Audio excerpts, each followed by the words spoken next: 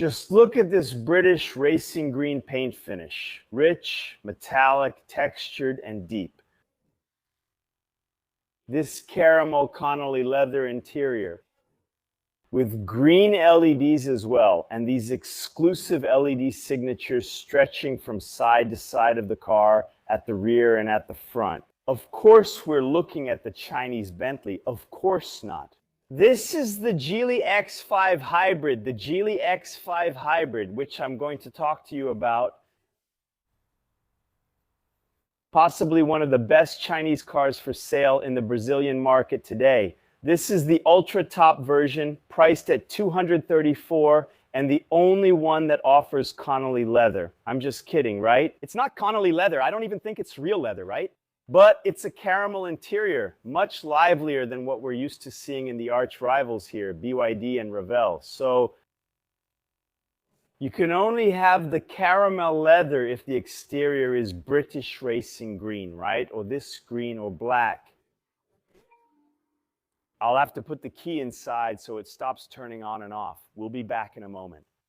And this overly active key is one of the flaws, right? In the Brazilian automotive internet, you have to criticize, otherwise people say you're bought by the manufacturers. Yeah, from Dini in general, right? You saw me complain about this in the Geely EX2 video, but other than that, what a great product, I'll tell you. The design language, right? The hybrid. The design language solves that characteristic I mentioned in the EX5 electric video, that it looked a bit, like Sylvie Sato from China and, well, very generic Chinese style. I think that Geely or Dial, there's some controversy about the pronunciation, has a better executed design compared to BYD, which goes for a Geely style.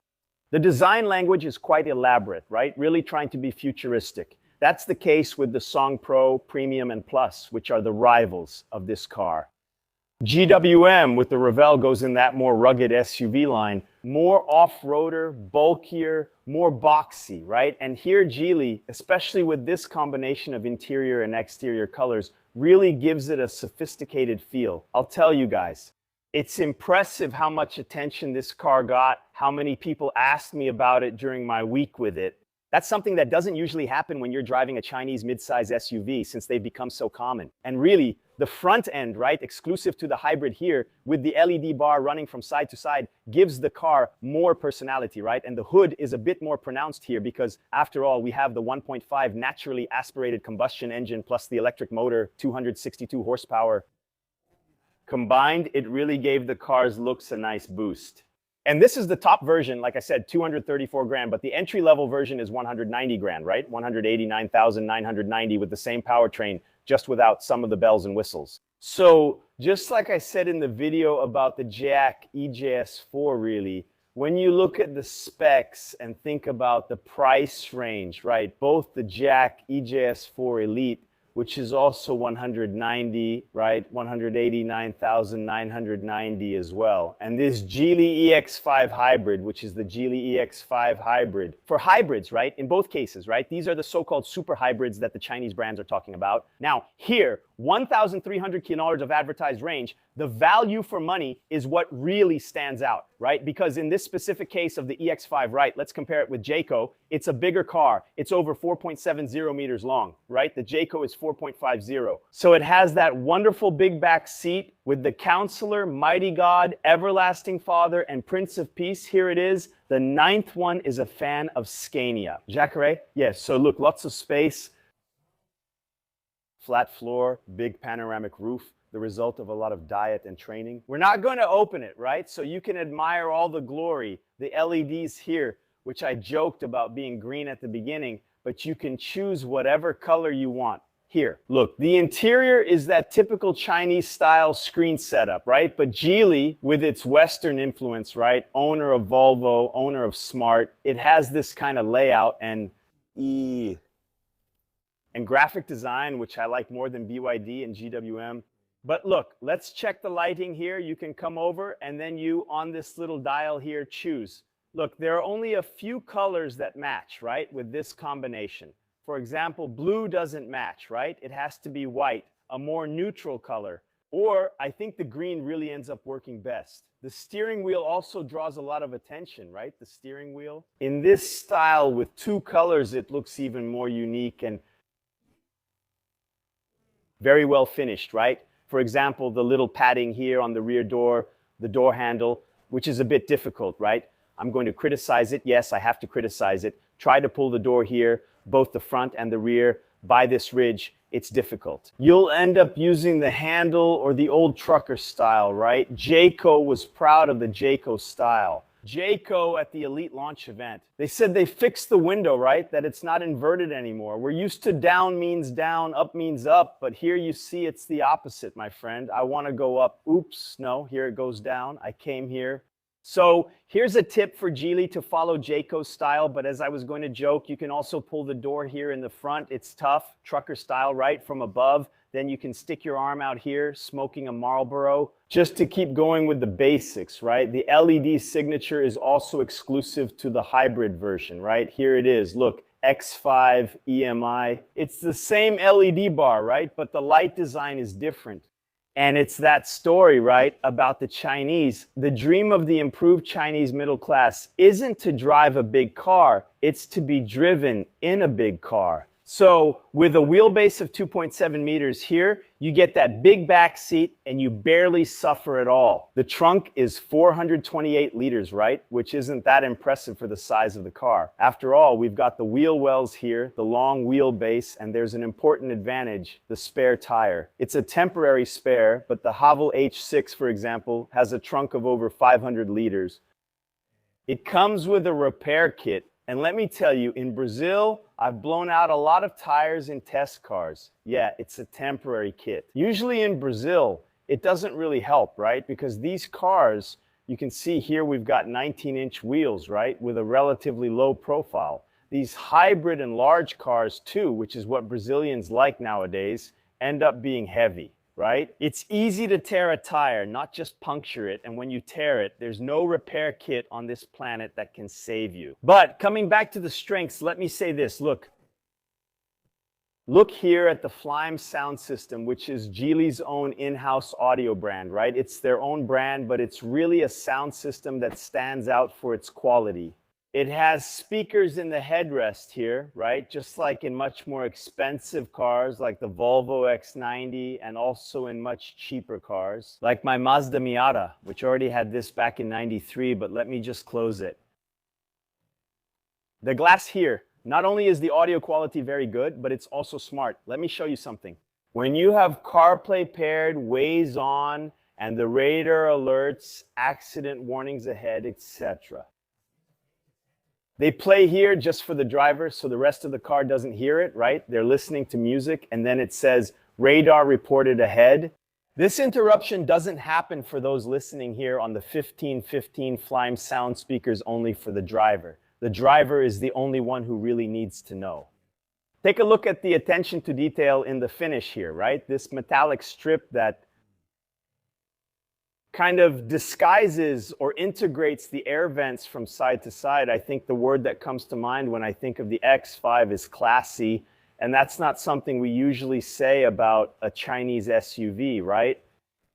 I'm a 44-year-old car enthusiast, and for me, cars mean an emotional connection. It's hard for me to really get interested to have my heart beat faster for Chinese cars because I didn't grow up with them, you know, when I was a kid. And I subscribed to car magazines when I was 8 or 9 years old. Dilly didn't even exist. BYD, GWM didn't exist either. So it's hard for me to form a stronger bond with Chinese cars. But this Geely X5 hybrid, for its price range, and also look for its dynamic performance, the X5 Electric. The first one I got, I really put it through its paces.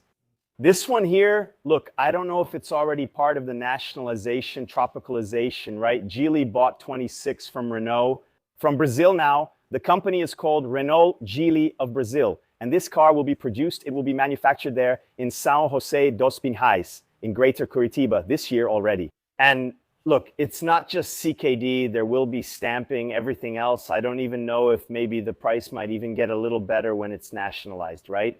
So I don't know if this is already part of the process of Renaultization, right? Of nationalizing the Geely, or if it's because the hybrid has different needs. The suspension vibration is different, but I found it much more grounded than the EX5, which is only electric. And because of that, it's a much more appealing product, especially since it has a similar entry price to the electric one, right? So, the customer's choice between the hybrid and the electric won't be based on price, but rather on preference and need. So here comes the door. Look, if you're really leveraged, you can pull it by the ridge there. Make yourselves comfortable there. Look, on the big roof. The result of a lot of dieting and training, and let's speed up this Chinese car in the real world here in Sao Paulo, which really caught my attention. Check out this so-called super hybrid here, right? With the battery fully charged. It's showing 166 kilometers of battery range. In the real world, it offers 67, if I'm not mistaken, according to the meter, which is a nice number, right? I've had an XC40 hybrid before, for example. Yeah, when you get to that range of 50, 60, 70, you're at a really nice number to have the best of both worlds, right? With the hybrid. You have a car that works as a fully electric vehicle for daily urban use, and when you hit the road, you get a range of over 1,000 kilometers, which makes long trips like I usually take. São Paulo, Rio Grande do Sul, for example, sometimes you can even make the trip without stopping to refuel. But anyway, let's dive deeper into the strengths of this interesting Chinese car in motion. Let's go. Hello, how are you, Deputy? Who would have thought, right, that the day would come when it would make sense for me to say, how are you, Congressman? In French for a car of Chinese design. And that first plim you saw there already shows the Chineseness that doesn't leave this Geely here. Let me show you one of the things that bothers me about this one and all Geelys. And yes, it's a problem because you can turn this off, but every time you turn off the car, it resets. But that's how it is, right? The new Renault Geely do Brazil. It's a symbol of this tsunami of Chinese companies taking over the idle capacity of our industry, right? Remember, our industry hit 3.8 million cars in 2013.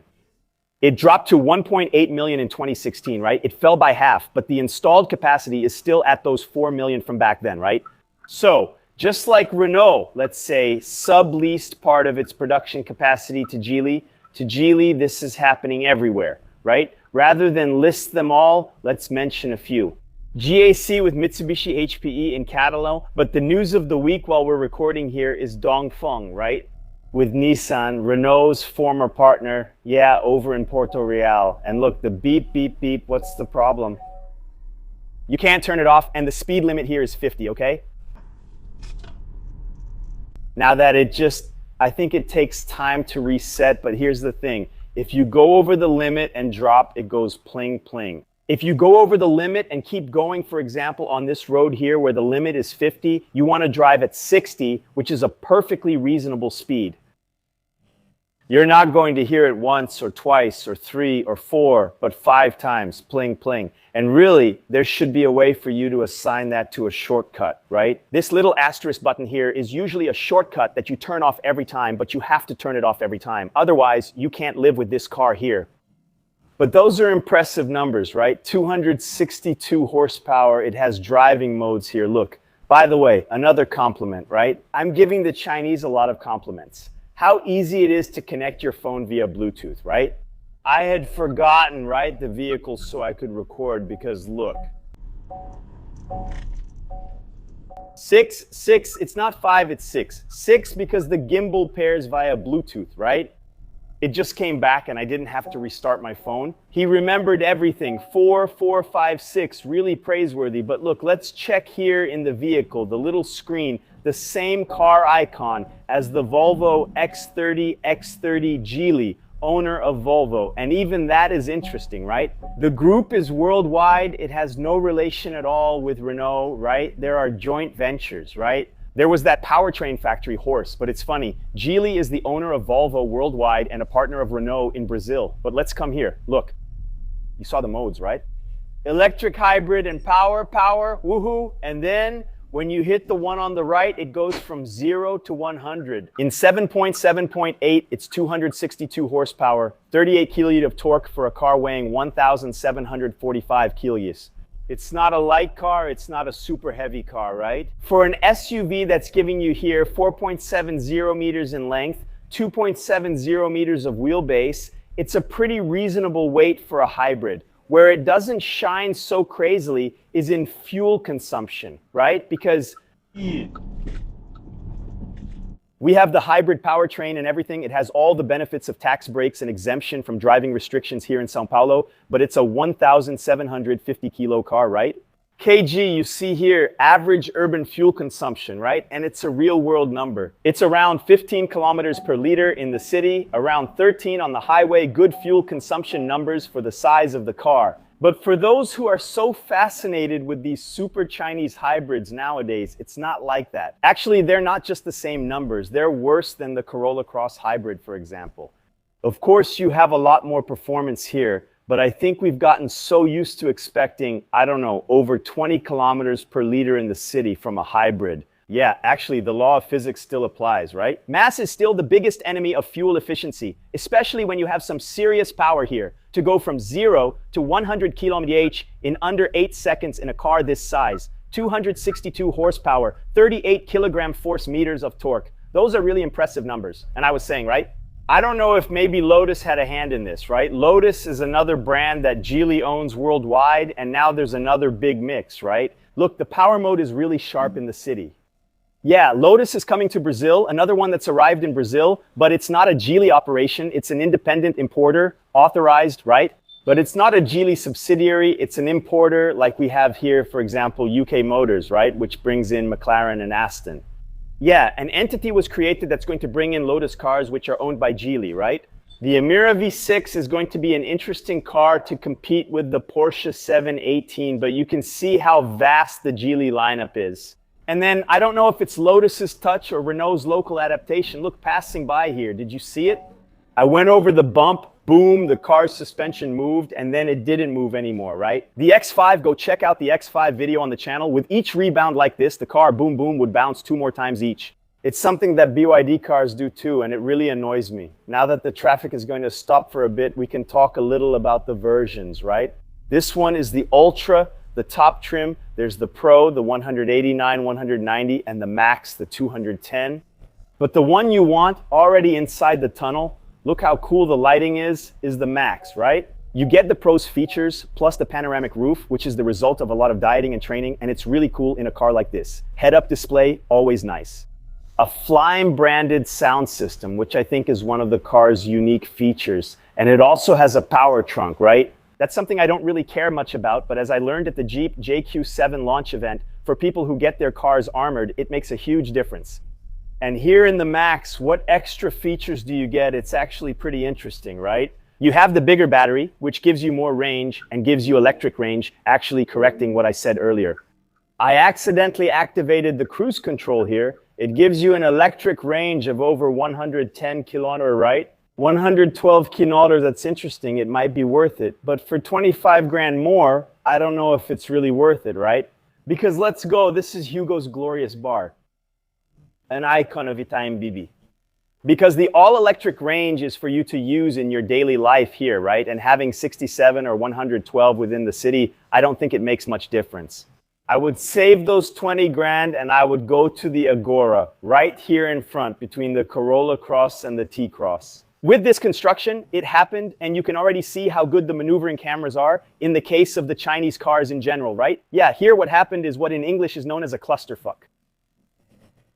At least the Corolla Cross was fast, right? Sometimes the driver just sits there and melts. The only solution was for the Corolla Cross to reverse so the T-Cross could pass. Luckily, the driver behind appeared. I was the one who reversed to make space. But I think the extra 25 grand basically just for the battery and the caramel interior, I wouldn't spend it. I'd go for at most 200 or 210. When I say I would, I'm connecting this video to what I mentioned at the start, right? It's hard for me to consider a Chinese car as a real possibility. I think, wow, would this car make sense in my life? And I enjoyed living with it, and it pleased me in several ways. And the EX5 X5, except for that asterisk of the damn speed limit control that beeps 6 times. I found a shortcut to turn it off, but I still have to do it each time. It's a car that really, look, yeah, the spider chart when living with it, right? It checked a lot of boxes. I liked it a lot. It would be a great car for Mrs. Roberta, for Nono, to be the daily warrior for urban use here in the Battle of Sampa. it's better looking than Bilbo. And Song, who's up there in front, there you go, I said it. Agree or disagree, let us know in the comments, leave a like on this video, and subscribe to the channel. That always helps us a lot. As always, thank you so much, take care, and a big hug. And yeah, this fight between mid-size SUVs, hybrid, Chinese or not, in our market is really tough, isn't it? Thanks a lot.